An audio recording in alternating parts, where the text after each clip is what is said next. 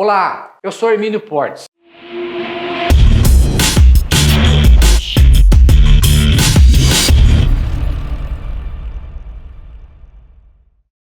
Afinal de contas, as novas regras do IPI já estão ou não valendo? Bom, as regras quanto ao IPI, isenção de IPI para a aquisição de veículo pelo público PCD, até então eram as seguintes: a cada 2 anos poderia se beneficiar da isenção sem limite de valor. Com a edição da medida provisória número 1034 do dia 1º de março de 2021, essas regras foram mudadas. Agora o prazo de permanência, que antes era de 2 anos, passou a ser 4, ou seja, a cada 2 anos a pessoa poderia pedir a isenção do IPI, agora passou a ser a 4. Antes, o que não havia teto do valor de carro, agora passou a ter, que é de R$70 mil. Mas a aplicação destas novas regras depende do quê? Do exercício do direito de vocês. Para quem não ajuizou uma ação do mandado de segurança, essas regras já estão valendo. Para quem ajuizou a ação do mandado de segurança, ainda está conseguindo comprar carros com a isenção de IPI a cada 2 anos, independentemente do limite.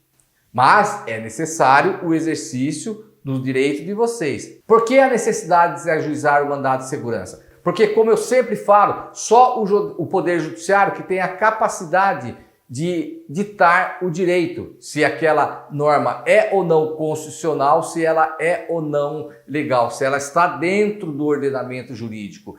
E no caso, essa medida provisória, ela só passa a valer depois de 90 dias da sua edição, ou seja, a partir do dia 1º de junho. Por quê? Porque ela está sujeita ao cumprimento do princípio nonagesimal. Todas as pessoas que estão ajuizando o mandado de segurança, que eu tenho conhecimento, estão ganhando a liminar. Aliás, o escritório Érica Martins de Avaré também está apto e já está ajuizando essas ações do IPI. Mas vocês têm que ser rápido, porque depois do dia 1º de junho, essa medida provisória vai ter força plena. Se bem que há como atacá-la, porque ela fere os princípios, as características gerais da medida provisória, que eu tenho um vídeo especificamente sobre isso. Verifique lá na minha playlist, que ela não obedece os requisitos da urgência e da relevância. Verifiquem lá. Mas, de qualquer jeito, a liminar quanto à concessão pelo fato de ferir o princípio da nonagesimal está sendo pacífico.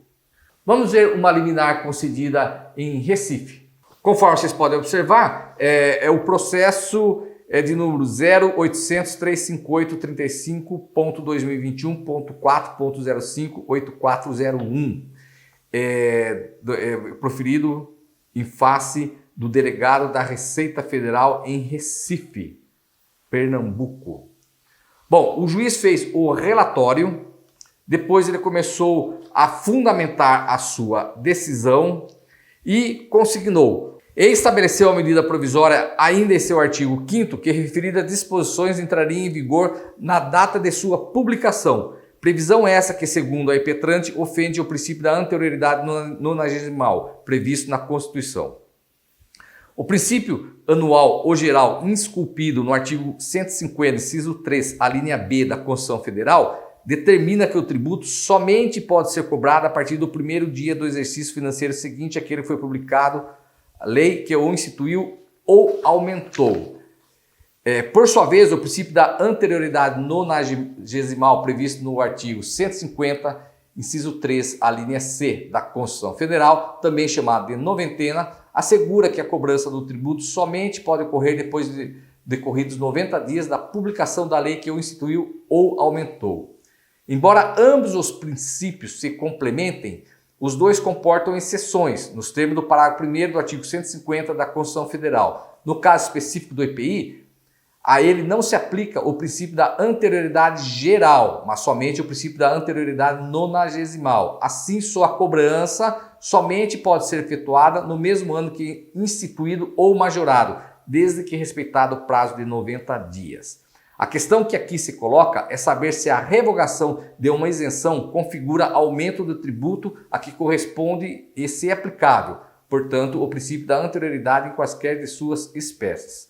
Sobre tal questão, especifica o STF, Supremo Tribunal Federal, ao julgar o recurso extraordinário 204.062. Entendeu que, revogada a isenção, que é o caso de vocês, o tributo torna-se imediatamente exigível. Em caso assim, não há que se observar o princípio da anterioridade, dado que o tributo já é existente.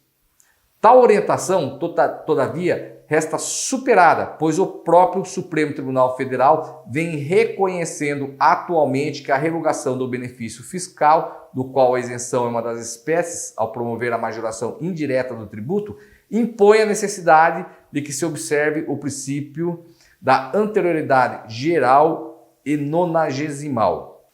Ou seja, segundo a jurisprudência do STF, a redução ou supressão de benefícios ou incentivos fiscais se sujeita à incidência do princípio da anterioridade geral e nonagesimal, previstos respectivamente no artigo 150, inciso 3, alíneas B e C da Constituição Federal, conforme se pode observar ainda nos recursos extraordinários no 1214/919, no agravo, segundo o relator ministro Roberto Barroso.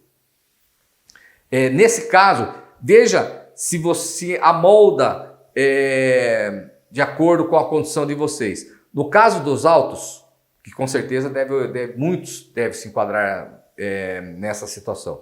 No caso dos autos, observe-se que a impetrante obteve inicialmente da Receita Federal a autorização da isenção do IPI, por se tratar de pessoa com deficiência para a compra do veículo automotor, em 19/11/2020. Com base em tal autorização, firmou em 15 de dezembro de 2020 com a concessionária Toyolex, localizada no município de Mossoró, Rio Grande do Norte, em 15 de dezembro de 2020, adquirir o veículo de sua escolha, contrato de intenção de compra. Em março do corrente ano, porém, foi informada que o governo federal publicou a medida provisória 1034 de 1 de março de 2021, com vigência a partir da data da publicação, a qual limitava o incentivo fiscal de isenção do IPI a veículo cujo preço de venda não ultrapasse R$70 mil. Além disso, teve reanalisado seu pedido de isenção por haver adquirido veículo com isenção de IPI há menos de 4 anos. Aí o juiz consignou. A impetrante, entretanto, não pode ser prejudicada no exercício do seu direito. Viram a importância? Não pode ser prejudicada no exercício do seu direito, uma vez que a medida provisória número 1034/2021, que incluiu o parágrafo 7º no artigo 1º da Lei 8989/1995, ao limitar o incentivo fiscal de isenção de IPI a veículos cujo preço de venda não ultrapassa R$70 mil, não poderia ter vigência a partir da data de sua publicação, 1º de março de 2021, mas somente 90 dias contados da referida data, em observância ao princípio da anterioridade nonagesimal. Pela mesma razão, o disposto no parágrafo único do artigo 2º da Lei 8989 de 1995, introduzido pela referida medida provisória, pois ao elevar o prazo para usufruto da isenção, terminou por limitá-la, devendo assim submeter-se à anterioridade nonagesimal. Assim, o artigo 5º, inciso 1 da medida provisória apontada a prover que seu artigo 2º, responsável pelas alterações impostas ao benefício fiscal, deve entrar em vigor em 1º de março de 2021, violou o disposto no artigo 150, inciso 3, a linha C da Constituição Federal, pegando de surpresa o contribuinte. Ante o exposto, defiro o pedido liminar e concedo a segurança pleiteada para reconhecer o direito da impetrante a adquirir o veículo descrito no ID 83.10.987 com isenção de IPI para pessoas com deficiência, sem aplicação do disposto no parágrafo 7 do artigo 1º do parágrafo único do artigo 2º da Lei 8989/1995, da Lei 8989/1995, cuja eficácia somente poderá ocorrer após transcorrido 90 dias contado da publicação da medida provisória 1034 de 1 de março de 2021, por força do princípio da anterioridade nonagesimal. Bom, aplicando-se o princípio da anterioridade nonagesimal, essa medida provisória somente tem sua validade, sua eficácia a partir do dia 1º de junho. Então, portanto, Hoje é dia 22 de abril. Vocês têm até essa data, até o final do mês de maio, o último dia útil do mês de maio, para ajuizar o mandado de segurança se pretenderem comprar o carro com isenção de IPI, independentemente do limite e desde que tenha respeitado o prazo de 2 anos. Depois disso, vai ficar mais complicado conseguir eliminar. Mas vocês viram a importância de se exercer o direito. Quem exerceu seu direito está garantido, poderá comprar o carro. Quem não exerceu o seu direito não comprará. A medida provisória já está válida. Aí vem o que eu sempre falo e reafirmo. O Poder Judiciário é a última trincheira aonde você tem para fazer prevalecer o seu direito. E lembrando, o escritório Érica Martins de Avaré está apto e já está realizando essas ações também. E independentemente do local da federação, da República Federativa do Brasil que você se encontre, você pode, se quiser, se utilizar desse escritório.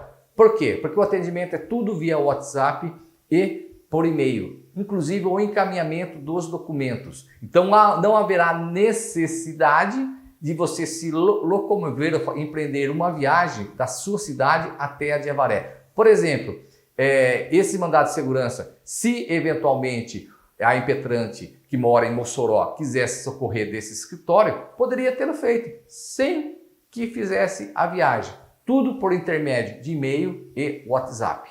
Se esse vídeo for útil, por favor, compartilhe, faça os comentários para que eu possa poder me localizar, ver aonde estão a dúvida de vocês e poder comentar.